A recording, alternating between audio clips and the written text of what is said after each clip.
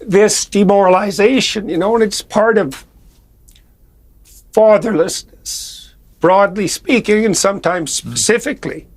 And I could see the pathway to rectifying that. Like, the pathway to rectifying that, as far as I've been able to understand, and I've understood this more deeply as the years have gone by, is that we're built for adventure, Piers, and you take on adventure by taking on maximal responsibility, and that's the symbol of hoisting your cross voluntarily and trudging up the hill, right? And that's the symbol upon which our society is founded. And the adventure of life justifies its suffering, and it's maximized with maximal responsibility.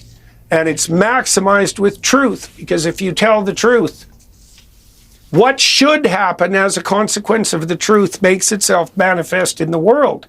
And that's the best possible outcome, but it's also the most adventurous thing that you can do, the most exciting thing you can do, hands down. There's nothing that compares to it. That pathway of maximal responsibility, voluntary responsibility, and truth.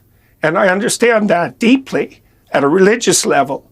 I understand that that's the symbolic world on which our productive and peaceful culture was properly founded.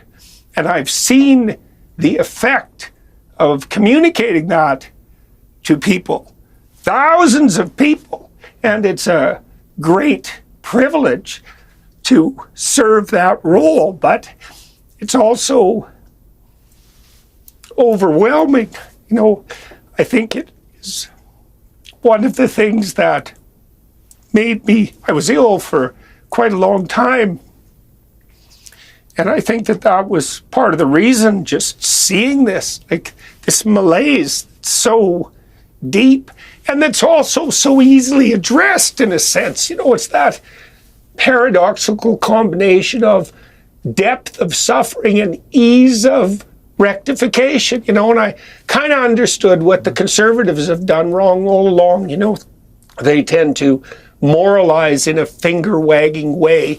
You should do this, you should do that, and there's truth in that. That imposition of mature structure on immature hedonism and disunion and disorientation.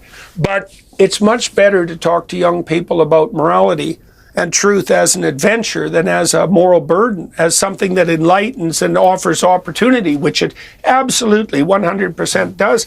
I've had so many young men come to me, I don't know how many, but there's thousands of them, like it's continual, who say, I was completely disoriented and lost 5 years ago. I started putting my world in order a little bit, making my bed, in that cliched way. At least it's a gesture in the right bloody direction, trying to tell the truth, because now I understand that that's necessary, trying to act responsibly, and like my life is completely turned around. And these are guys who are usually standing up straight, and they have a girlfriend, and maybe they have a baby, and maybe they're married, and they were bloody suicidal wrecks 5 years ago.